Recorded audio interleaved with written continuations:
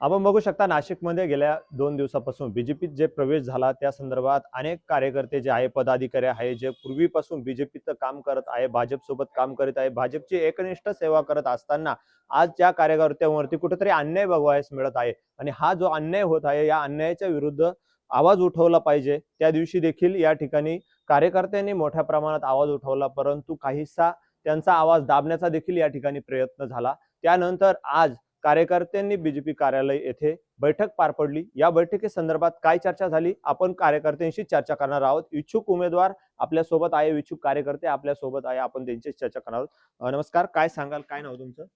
माझं नाव सचिन विलास मोरे. आज जी बैठक झाली कशा संदर्भात झाली आणि आपली मागणी काय आहे नेमकी?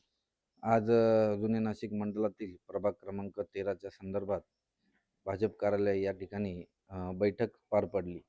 या बैठकीमध्ये महत्त्वाचा मुद्दा हा होता की 3-4 दिवसापूर्वी जे प्रवेश झाले प्रभाग क्रमांक 13 मधून, तर भाजपमध्ये प्रभाग क्रमांक 13 मध्ये जे जुने जाणते लोक आहे, जे काम करत आहे, जे इच्छुक उमेदवार आहेत, त्यांना डावलून कुठेतरी उमेदवारी दुसऱ्याला देण्याचा जो विषय होता, तर त्या संदर्भात आम्ही नाराजी व्यक्त केली.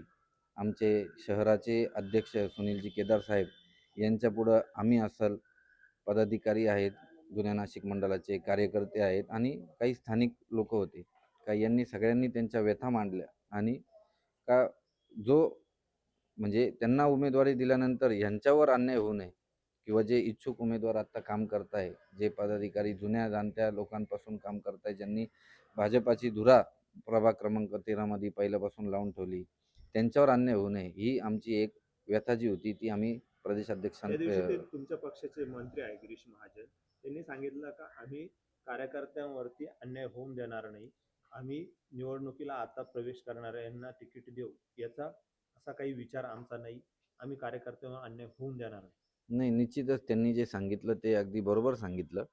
त्या संदर्भातच त्यांनी आमची आज शहराध्यक्षांबरोबर बैठक बसवलेली होती आणि त्यांनी आमचे सगळ्यांचे मत जाणून घेतले आणि तो अहवाल आता शहर अध्यक्ष आमचे पाठवतील आणि त्यानुसार ते परत आम्हाला योग्य तो न्याय देतील, हा आमचा विश्वास आहे. तुमची नाराजी फक्त प्रभाग 13 संदर्भातच होती का?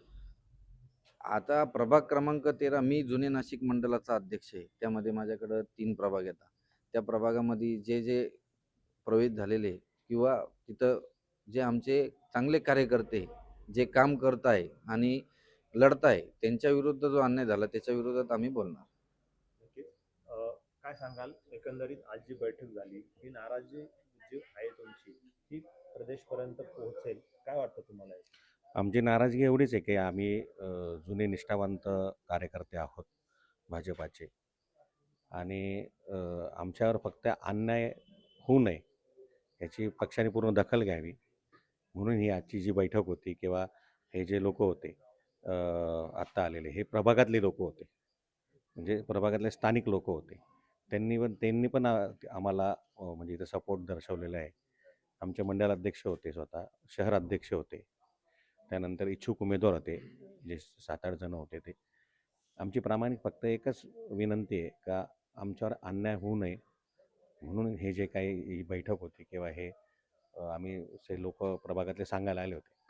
पक्ष कोणताही असो कार्यकर्ता महत्वाचा असतो, कार्यकर्ता हा काम करत असताना नेत्यांनी विश्वासात घेतलं नाही असं वाटतं का तुम्हाला त्या दिवशी प्रवेश जो झाला त्या संदर्भात? नाही, विश्वासात घेतलं नाही असं नाही म्हणता येणार, पण आता त्या घडामोडी तर अचानक झाल्या, म्हणजे विश्वास घेतलं का नाही घेतलं या म्हणजे हे माहीत नाही, पण ते सगळं अचानक घडल्यानंतर हा पावित्रा आम्हाला उचलायला लागला, आम्हाला विनंती करावी लागली आणि निश्चितच गिरीश भाऊ याविषयी पॉझिटिव्ह काहीतरी निर्णय घेतील आणि गिरीश भाऊंनी जसं सांगितलं आहे तुमच्या कार्यकर्त्यावर आम्ही अन्याय होऊन देणार त्या नाही। दिवशी देखील तुम्ही विरोध तितकाच दर्शवला होता, त्यानंतर चर्चा झाली काही गिरीश भाऊ? हो, झाली ना। तर त्यातून काही गिरीश त्यांनी भाऊंनी काही स्वतः पाहिजे? गिरीश भाऊंनी स्वतःहून बोलून घेतलं आणि स्वतःहून सांगितलं का मी पक्षाच्या निष्ठावंत कार्यकर्त्यावर अन्याय होऊन देणार नाही, हे त्यांनी स्पष्ट सांगितलेलं आहे। अजून याला बरं अवकाश 4-5 दिवस आहेत ते असं स्पष्ट बोलले आणि मी याच्यावर अन्याय होऊन देणार नाही असं स्पष्ट भूमिका त्यांनी पण मांडली।